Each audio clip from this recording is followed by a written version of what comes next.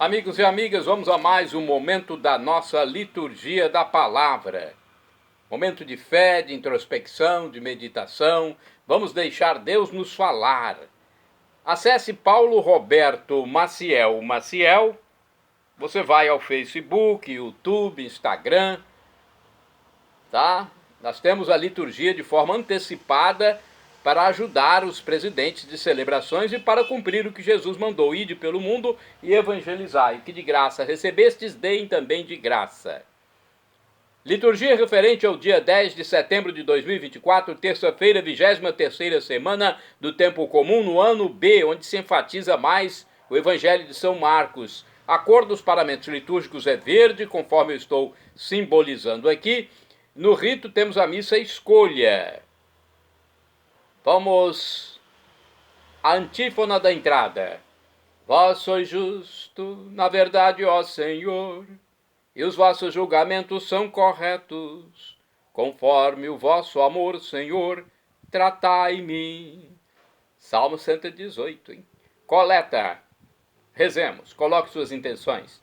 Ó Deus, Pai de bondade, os que redimistes e adotastes como filhos e filhas, concedei que creiam no Cristo, na verdadeira liberdade e herança eterna.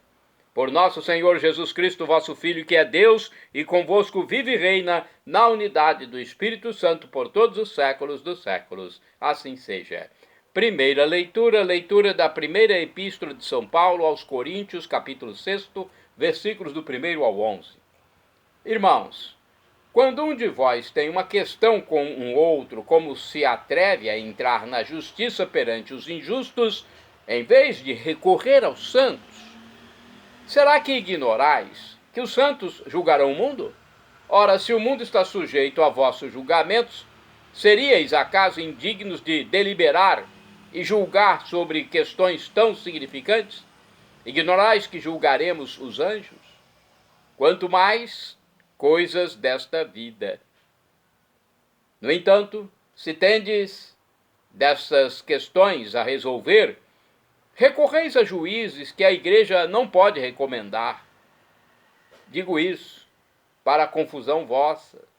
Será então que aí entre vós não se encontra ninguém sensato e prudente que possa ser juiz entre irmãos? Ao invés disso, irmão contra irmão, vai a juízo, e isso perante infiéis? Aliás, já é uma grande falta haver processos entre vós. Por que não suportais antes a injustiça? Por que não tolerais antes ser prejudicados?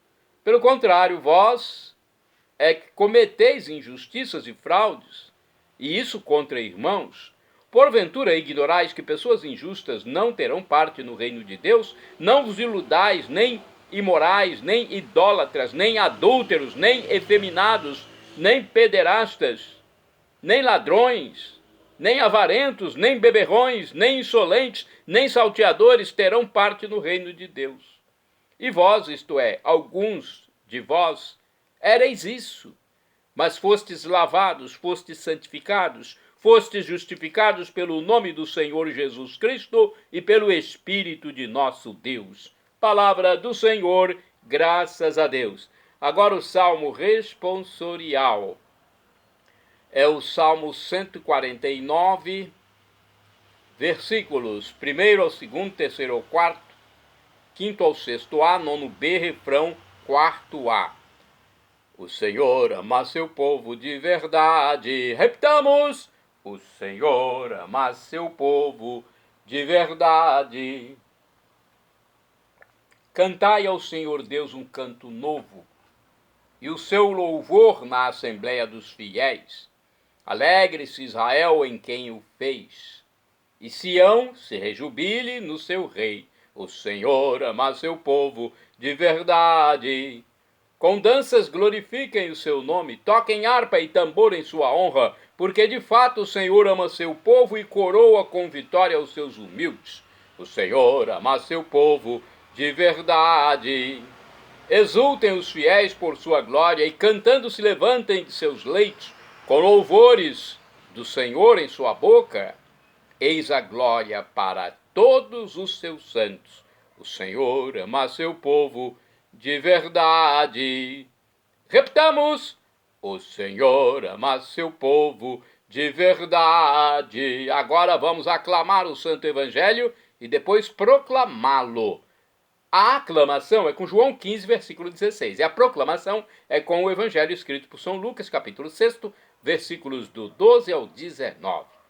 Aleluia, aleluia, aleluia, aleluia.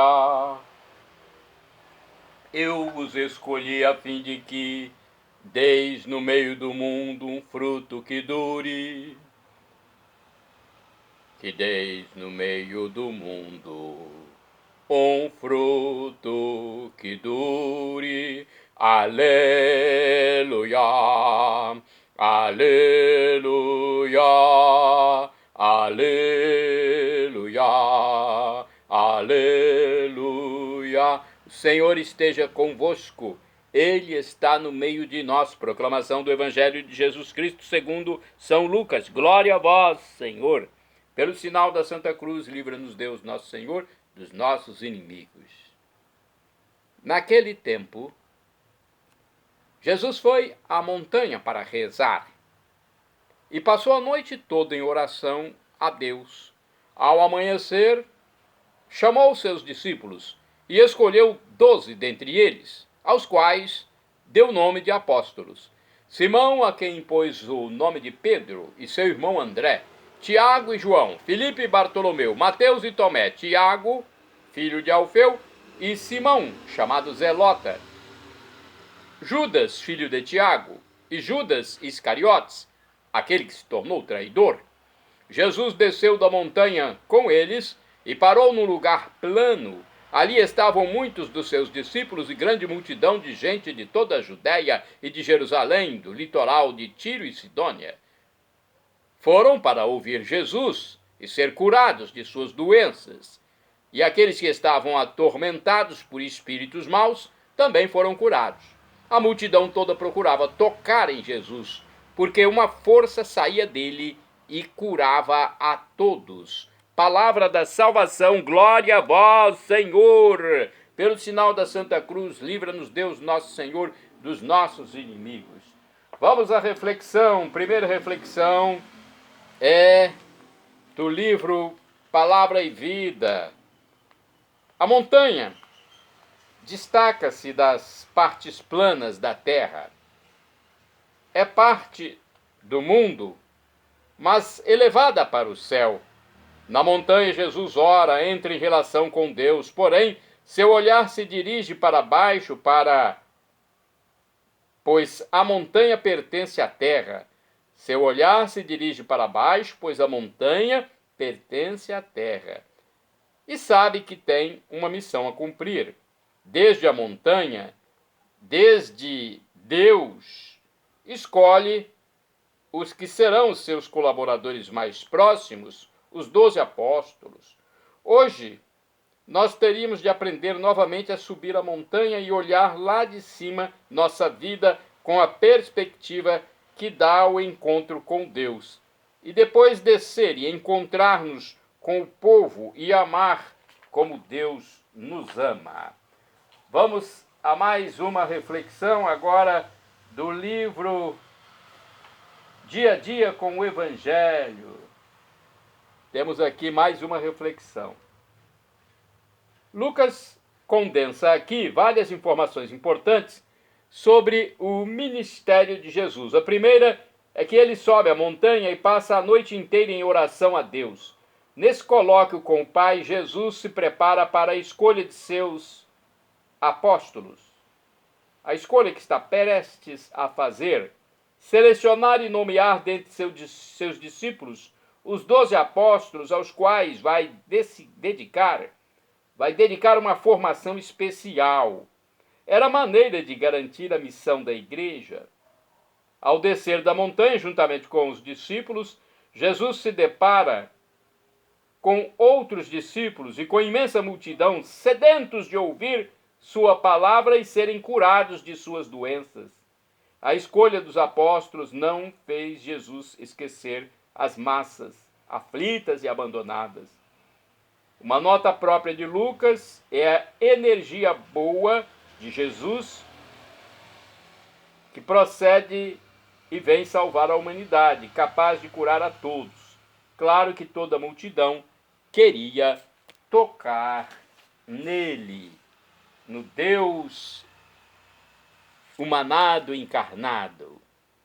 Agora temos a liturgia comentada de Antônio Carlos Santini, liderança da comunidade católica Nova Aliança, com o título Deu-lhes o nome de apóstolos. É o comentário de Lucas capítulo 6, versículos do 12 ao 19. Jesus passará a noite inteira em oração. Leia-se um encontro íntimo entre o filho e o pai. Aliás, oração é exatamente isto, conversa filial, escuta paternal. Quando amanhece o dia, depois de ter ouvido o pai, o filho pode separar 12 da multidão que o seguia, com a missão específica de serem enviados. A palavra apóstolo vem do grego, onde o verbo apostelo significa enviar. Nos evangelhos, a primeira vez que esta palavra aparece é em relação ao próprio Jesus, o enviado do Pai, conforme Lucas, capítulo 4, versículo 18. Fica bem evidente nesta escolha que os apóstolos serão extensões da missão do próprio Jesus. Como o Pai me enviou, assim também eu envio a vós. João 20, versículo 21b. E esta frase foi pronunciada pelo Senhor logo após ter soprado sobre eles, dizendo, recebei o Espírito Santo. Assim os apóstolos sabem que não são donos da missão. Eles saem sem nenhum projeto pessoal, nenhuma outra intenção diferente dos desígnios do Pai, manifestados pelo Filho, e mais, sabem que é o dom do Espírito Santo que lhes permite cumprir o tríplice imperativo de ir, ensinar e batizar, conforme Mateus 28, versículo 19. Não se pode vir a ser um apóstolo sem um chamado expresso de Deus, comenta Helmut Gollwitzer. O apostolado é uma criação de Deus. Além disso, nota-se que o número 12 é decisivo e pensaremos nas 12 tribos de Israel. Aquele que via Jesus em companhia dos 12, via assim representada de modo visível a pretensão de Jesus de ser o Messias de Israel. O apóstolo é enviado a pregar, anunciar e ensinar. Ele é portador da boa nova. Testemunhas da ressurreição do Senhor, eles sabem em quem depositaram a sua confiança, conforme a segunda epístola de São Paulo a Mateus, capítulo 1, versículo 12. Jesus não se contenta em reunir à sua volta um grupo de fiéis zelosos, nem os dotar, sem os dotar, melhor dizendo, ao mesmo tempo de vínculos sólidos. Aqui está a igreja, o grupo que assume forma, ordena-se, liga-se a um ministério determinado e a uma autoridade concreta, autoridade única, fundamental e intransmissível, conferida aos 12 apóstolos chamados nominalmente. Há teólogos afirmando que Jesus nunca pensou em uma igreja. Esta seria uma invenção dos homens. Não é o que vemos nos evangelhos, desde a vocação dos 12 até, especialmente, na vinda do Espírito Santo e no testemunho dos apóstolos após a ressurreição do Senhor. Quem vos ouve, a mim ouve. Lucas capítulo 10, versículo 16, decreta o Senhor. Desde então será impensável separar o corpo de seus membros, separar Jesus de seus enviados. Irmãos e irmãs, orai sem cessar.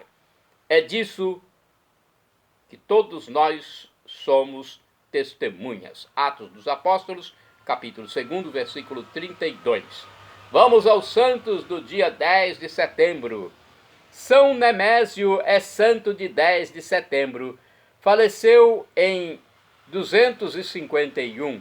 Denunciado como cristão ao imperador Emiliano, foi torturado e queimado. São Nemésio, rogai por nós. Santa Pulquéria é santa do dia 10 de setembro. Vamos saber um pouco mais sobre Santa Pulquéria, imperatriz Faleceu em 453, filha de Arcádio, imperador do Oriente. Aos 15 anos fez voto de virgindade e transformou seus aposentos num cenóbio. Seu exemplo modificou a corte. Exerceu importante papel na convocação do Terceiro Concílio de Éfeso. Conforme o endereço eletrônico Heroínas da Cristandade, Pulquéria nasceu no ano de 399 em Constantinopla, filha do imperador Arcádio e da imperatriz Eudóxia. Batizado por São João Crisóstomo, revelou desde cedo senso administrativo e para piedade. Arcádio, ao morrer em 408, deixou Teodósio, filho de apenas 8 anos, a filha Pulquéria, somente 2 anos mais velha do que ele, além de outras filhas menores. Por isso, designara como tutor do imperador menino um dos homens mais sábios do império, Antimo, muito ligado a Santo Afraates e também a São João Crisóstomo. Pulquéria demonstrou tanto tino e maturidade que em 414, tendo apenas 15 anos, foi proclamada Augusta para compartilhar o governo com seu irmão. Apesar de ser apenas 2 anos mais velha que Teodósio, Pulquéria encarregou-se da educação, cercando-o de mestres hábeis e virtuosos. Pulquéria cuidou igualmente de suas 2 irmãs menores, incentivou-as a fazer como ela o voto da virgindade, consagrando-se assim a Deus. Pulquéria, que havia se afastado do governo, voltou à corte para fazer cessar os abusos de que eram vítimas a religião e o império. Conseguindo falar a sós com seu irmão, o fez com tanta força e persuasão que lhe tornou claro o abismo em que se tinha precipitado, apoiando Nestório contra São Cirilo de Alexandria. Teodósio II procurou remediar com novas leis o mal que tinha feito e baniu da corte os instigadores da desgraça da irmã.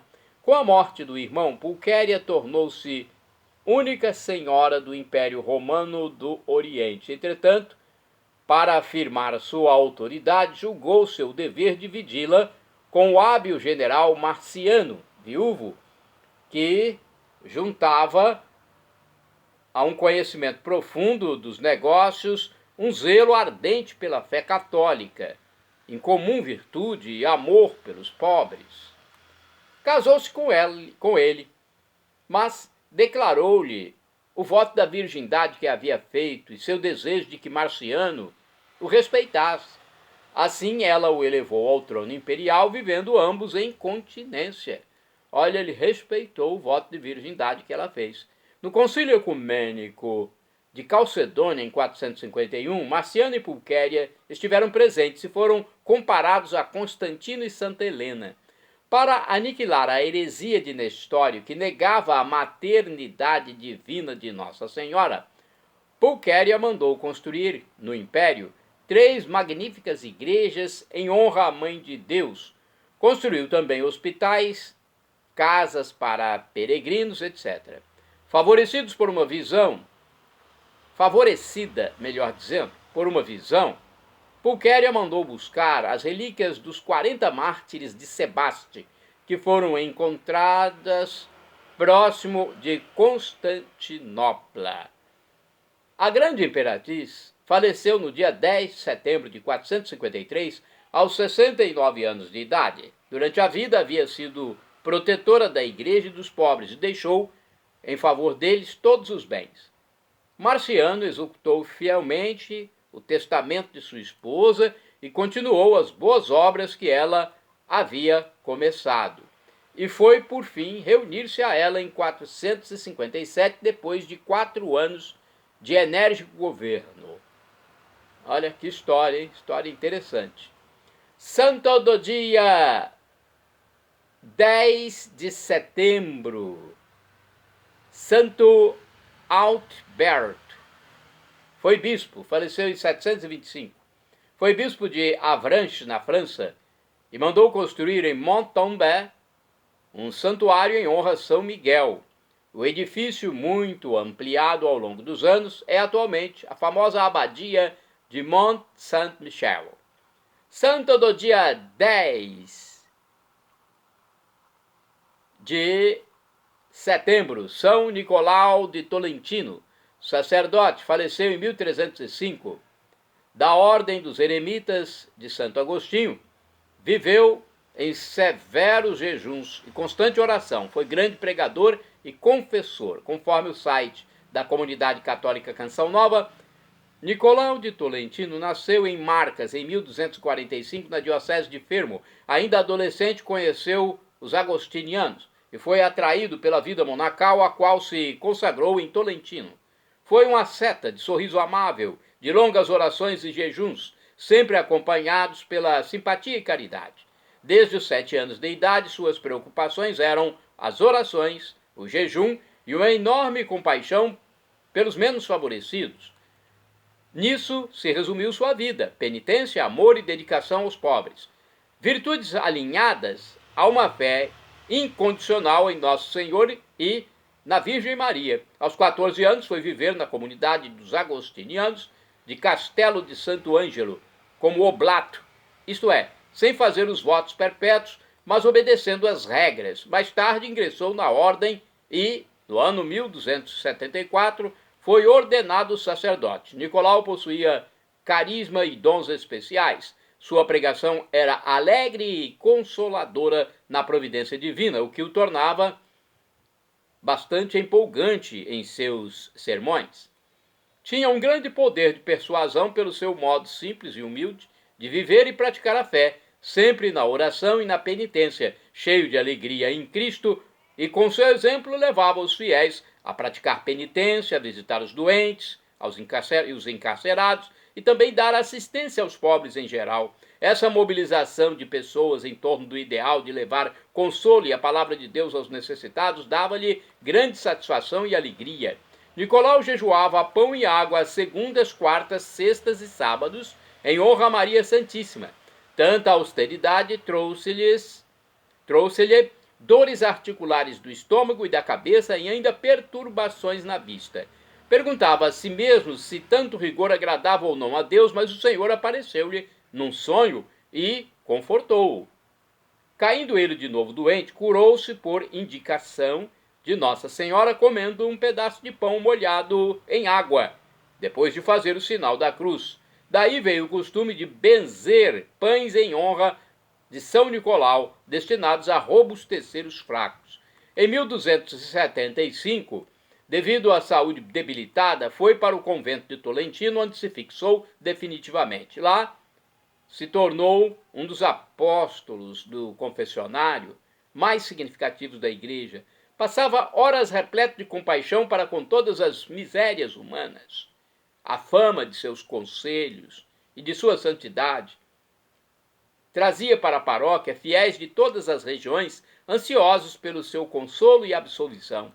A incondicional obediência, o desapego aos bens materiais, a humildade e a modéstia foram as constantes de sua vida. No dia 10 de setembro de 1305, ele fez a sua última prece e entregou seu espírito nas mãos do Senhor antes de completar 60 anos de idade. Em 1446, São Nicolau de Tolentino foi finalmente canonizado pelo Papa Eugênio IV. A festa dedicada ao santo foi mantida para o dia de sua morte. A prodigiosa notícia que temos de São Nicolau de Tolentino diz que 40 anos após sua morte, o corpo foi encontrado ainda em total estado de conservação. Na ocasião, durante os exames, começou a jorrar sangue dos seus braços para o espanto de todos. Mesmo depois de muitos anos, os ferimentos sangravam de tempos em tempos. Esse milagre a ele atribuído fez crescer sua fama de santidade por toda a Europa e propagou-se por todo o mundo católico. Santo do dia 10 de setembro, Santo Ambrósio Eduardo Barlow, sacerdote e mártir, faleceu em 1641. Da ordem beneditina, sustentou na fé e na piedade durante 24 anos os católicos da região de Lancaster, na Inglaterra. Ambrósio Eduardo Barlow enfrentou perigos e perseguições em sua vida, por isso é um mártir de Cristo. Santos do dia 10 de setembro, beatos Sebastião Kimura e Francisco Morales. Presbíteros e companheiros mártires faleceram em 1622, mortos em meio a cruéis torturas, juntamente com mais 50 católicos. Santo do dia 10 de setembro, beato Tiago Gagnot, presbítero, ou seja, padre e sacerdote, e também mártir, faleceu em 1794. Foi um religioso carmelita que, durante a Revolução Francesa, foi encerrado numa sórdida embarcação em Roquefort, onde morreu consumido pelas enfermidades. Shalom Adonai é uma expressão hebraica que significa a paz de Deus é o que eu desejo para todos vocês. El Shaddai, também do hebraico, significa Deus onipotente, Deus Todo-Poderoso. Ele proverá aquilo que você deseja, se for para o seu bem. O professor e escritor de mais de 100 livros da Igreja Católica, Felipe Rinaldo Queiroz de Aquino, em seu canal no YouTube, onde esclarece as nossas dúvidas, diz que Deus pode nos dar uma dessas 3 respostas quando suplicamos algo: sim, não ou espere. Mesmo que seja um não, é a melhor resposta para nós, pois Deus sabe o que é importante para a vida de seus filhos. Até na terra, o pai biológico, o pai físico, nos dá um não vez por outra. E agora do aramaico eu clamo, Maranatá, como dizemos nós católicos, ou Maranata, como dizem nossos irmãos separados, os evangélicos ou protestantes. Não importa a pronúncia, o significado é o mesmo. Vinde, Senhor Jesus. Um dia ele voltará e será o juízo final. E quem for salvo terá corpo glorificado e viverá por todos os séculos do século, para sempre, em comunhão com Deus, na amizade com Deus. Algo inenarrável, inexprimível, como diz São Paulo. Ele também acrescenta que o sofrimento de agora nem se compara com a glória futura que será revelada em nós. Teremos corpos semelhantes ao de Cristo, ressuscitado, semelhante aos anjos de Deus. Felicidade para sempre, em plenitude. Já pensou? É difícil até imaginar, mas é isso que vai acontecer. Perdão, Senhor, pelos meus pecados passados, presentes, futuros, físicos, espirituais, pecados de pensamento, palavras, atos, omissões, e me dê a vida eterna. Meu Jesus, eu quero a vida eterna convosco. Para você ter a vida eterna depois dessa passagem provisória pela terra, efêmera, por aqui, depois, para ter o corpo glorificado, creia em Jesus como Deus, esse Deus do amor infinito, que humanou-se por nós, encarnou-se por nós, sofreu por nós, morreu na cruz por nós, venceu a morte ressuscitando no terceiro dia e ascendeu ao céu, onde está à direita do divino Pai eterno, como nosso sumo sacerdote eterno, como nosso mediador, como nosso irmão primogênito.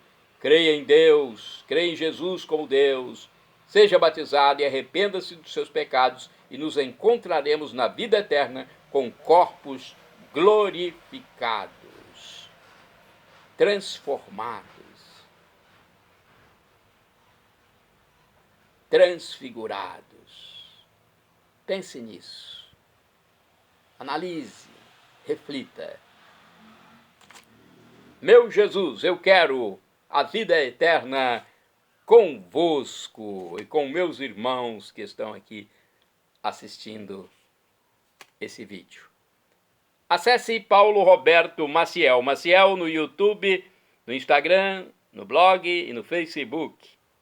Se quiser ir direto ao Instagram, @Paulo Roberto Maciel 6 /.